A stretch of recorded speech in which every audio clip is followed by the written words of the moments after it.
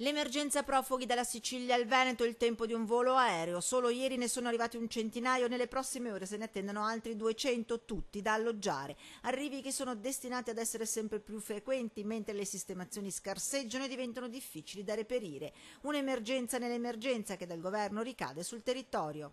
Gli arrivi ormai sono tali e così frequenti che non è possibile soddisfare la richiesta di accoglienza nei diversi centri. Hub, centri profughi temporanei, è la soluzione individuata per dare una prima risposta, possibilmente vicina agli aeroporti. Tra le location individuate nel veneziano, una a Treviso e una sembra essere nel padovano, tramontata invece al momento l'ipotesi di Verona.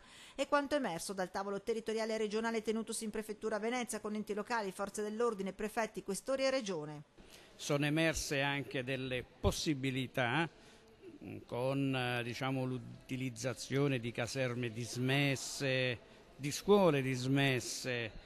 Strutture tutte da verificare, ma l'emergenza è tale per cui si cercano tutte le soluzioni, anche quelle precarie, pur di dare una risposta agli arrivi in regione. Saranno spesso delle aree aperte e siccome abbiamo il favore della stagione, in queste aree magari sistemeremo delle tende, aree che saranno rigorosamente lontane dai centri abitati.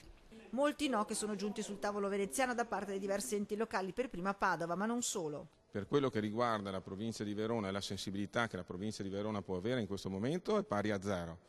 Incassate dal prefetto di Venezia, coordinatore del tavolo, alcune disponibilità, ora si tratta di renderle condivisibili. Ovviamente le soluzioni condivise sono le migliori perché sono le più efficaci e sono quelle che possono anche essere meglio illustrate all'opinione pubblica.